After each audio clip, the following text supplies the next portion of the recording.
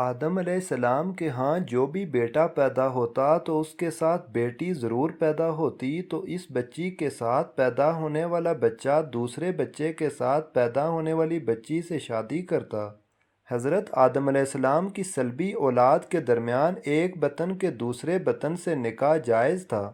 جب حضرت آدم و حوا دنیا میں آئے اور توالد و تناسل کا سلسلہ شروع ہوا تو ہر ایک حمل سے ان کے دو بچے پیدا ہوئے، ایک لڑکا اور دوسری لڑکی۔ اس وقت جب کہ آدم علیہ السلام کی اولاد میں بجز بہن بھائیوں کے کوئی اور نہ تھا اور بھائی بہن کا آپس میں نکاح نہیں ہو سکتا، تو اللہ تعالیٰ نے اس وقت کی ضرورت کے لحاظ سے شریعت آدم علیہ السلام میں یہ خصوصی حکم جاری فرمایا تھا کہ ایک حمل سے جو لڑکا اور لڑکی پیدا ہو وہ آپس میں حقیقی بہن بھائی سمجھے جائیں اور ان کے درمیان نکاح حرام ہوگا۔ لیکن دوسرے حمل سے پیدا ہونے والے لڑکے کے لیے پہلے حمل سے پیدا ہونے والی لڑکی حقیقی بہن کے حکم میں نہیں ہوگی، بلکہ ان کے درمیان رشتہ مناکحت جائز ہوگا۔ معرف القرآن۔ حضرت آدم علیہ السلام کی شریعت میں ضرورت توالد و تناسل کی وجہ سے یہ جائز تھا، اس کے علاوہ اور کوئی شکل نہ تھی۔ اس کو اللہ تعالیٰ نے اس وقت جائز فرمایا تھا، چونکہ بعد میں اس کی ضرورت نہ رہی، اس لیے پھر حضرت آدم کے بعد آنے والی ہر شریعت میں اس کو منع کر دیا گیا کہ کوئی بہن بھائی آپس میں شادی نہیں کر سکتے۔ تفسیر مزری میں نقل کیا گیا ہے کہ حضرت حوا رضی اللہ عنہا کے بطن سے حضرت آدم علیہ السلام کی 40 اولادیں ہوئیں۔ ناظرین، چونکہ ہر مرتبہ کے حمل سے پیدا شدہ لڑکا لڑکی باہم حقیقی بہن بھائی کی طرح تھے اور ان کا باہم نکاح درست نہیں تھا، جبکہ دوسرے حمل سے پیدا شدہ پہلے والوں کے لیے اسی طرح تھے جیسے چچیرے ہوتے ہیں۔ یہی وجہ ہے کہ قابیل نے حابیل سے اختلاف کیا۔ قابیل کے ساتھ جو لڑکی پیدا ہوئی وہ بے انتہا خوبصورت تھی، جبکہ حضرت حابیل کے ساتھ جو لڑکی پیدا ہوئی وہ اتنی خوبصورت نہ تھی۔ حضرت آدم علیہ السلام کی شریعت کے مطابق جب یہ جوان ہوئے تو قابیل کی شادی حابیل کی بہن سے ہونی تھی اور حضرت حابیل کی شادی قابیل کی بہن سے ہوئی تھی، لیکن قابیل اپنی ہی بہن کو پسند کرنے لگا اور وہ اسی سے شادی کرنا چاہتا تھا، جبکہ شریعت آدم میں اس کی ممانعت تھی کہ ایک ہی حمل سے پیدا ہونے والے بچوں کی شادی آپس میں نہیں ہو سکتی۔ لہٰذا جب یہ صورتحال زیادہ بگڑ گئی تو حضرت آدم علیہ السلام نے ان دونوں کو اللہ کی راہ میں قربانی پیش کرنے کو کہا اور بتایا کہ جس کی قربانی کو آسمان سے آگ آ کر کھا جائے تو سمجھنا اس کی قربانی قبول ہو گئی۔ قابیل کھیتی باڑی کا کام کرتا تھا، حضرت حابیل علیہ السلام بکریاں چرایا کرتے تھے۔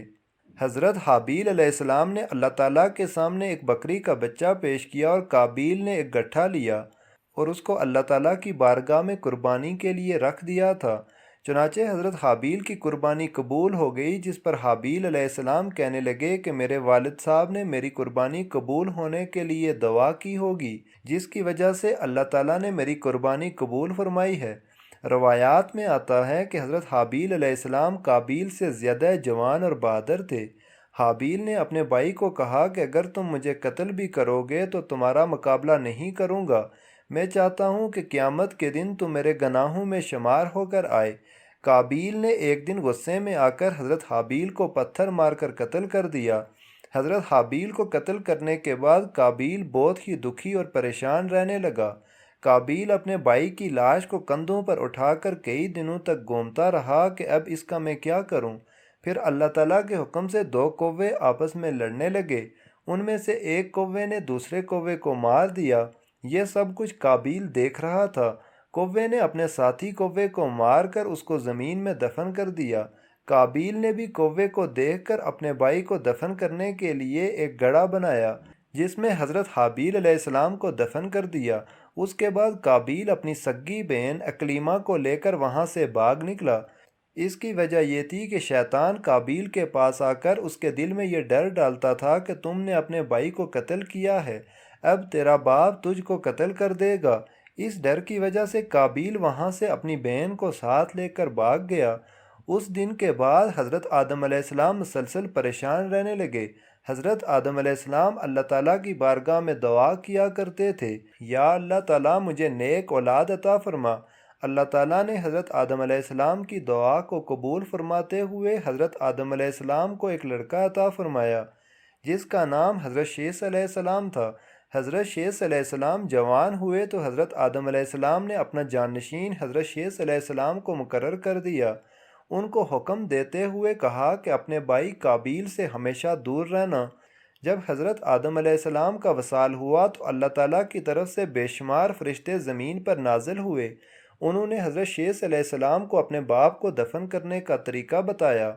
اس کے بعد بی بی ہوا کا بھی وصال ہو گیا۔ اس کے بعد زنا کی شروعات ہوئی۔ اس کے بعد ایک وادی میں قابیل اور اس کی اولاد رہنے لگے۔ شیطان ایک آدمی کی شکل میں ان کے پاس آیا۔ شیطان نے ان لوگوں کو عیش و عشرت میں لگا دیا۔ شیطان نے ان کو ایسے ایسے کپڑے اور گانے بجانے کے طریقے سکھائے کہ وہ کبھی بھی ان کو بھول نہ سکے۔ انہوں نے ایک دن میلے کے لیے مقرر کیا جس پر وہ برہنہ عورتیں اور مرد اکٹھے شرکت کرتے تھے۔ اس میلے میں طرح طرح کے گانے اور موسیقی کی آوازیں آتیں۔ اس طرح جو مومن تھے ان کو بھی یہ آوازیں سنائی دیتی تھیں۔ ایک دن ایک مومن کے دل میں خیال آیا کہ میں یہ سب کچھ قریب سے دیکھنا چاہتا ہوں۔ ایک دن وہ مومن اپنے ساتھیوں سے چوری چھپے وہاں سے نکلا اور قابیل کے لوگوں کے پاس آ گیا۔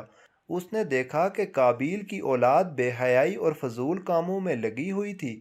اس شخص نے وہاں جا کر دیکھا تو وہ عورتیں بہت ہی خوبصورت اور حسین تھیں۔ اس حوالے سے روایات میں آتا ہے کہ حضرت شیث اور اس کے ساتھی بہت ہی حسین و جمیل اور جوان تھے۔ ان کی نسبت ان کی عورتیں زیادہ پیاری نہ تھیں۔ قابیل کی اولاد میں لڑکیاں تو بہت ہی پیاری تھیں لیکن ان کی نسبت مرد زیادہ حسین و جمیل نہ تھے۔ وہ شخص قابیل کی اولاد عورتوں سے بہت ہی متاثر ہوا۔ اس کے بعد وہ واپس آ گیا۔ اس نے مومنین کو بھی ان کی عورتوں کے بارے میں بتایا۔ ان میں سے جو کمزور ایمان والے تھے وہ قابیل کی اولاد کی طرف ہجرت کرنے لگ گئے۔ اس طرح کافی حد تک مومن لوگ بھی قابیل کے فتنے میں داخل ہوتے گئے اور فضول کاموں میں شامل ہوتے جا رہے تھے۔ اس طرح وہ ایک دوسرے کی طرف مائل ہوتے تھے۔ یہاں سے زنا جیسے کبیرہ گناہ نے جنم لیا۔ روایات میں آتا ہے کہ حضرت شیث علیہ السلام کے ساتھ رہنے والے ساتھیوں کی تعداد بہت ہی کم رہ گئی تھی، جبکہ قابیل کا گروہ کافی مضبوط اور طاقتور ہو چکا تھا۔ وہ حضرت شیث اور ان کے ساتھیوں کو تنگ کرتے رہتے تھے، ان کو طرح طرح کی تکلیفیں دیا کرتے تھے۔ اگر دیکھا جائے تو زنا اسی وقت ہی شروع ہو گیا تھا جب قابیل اپنی بہن اکلیمہ کو لے کر وہاں سے بھاگ گیا تھا۔ اس نے اپنی بہن کے ساتھ ہی اپنی اولاد کو جنم دیا۔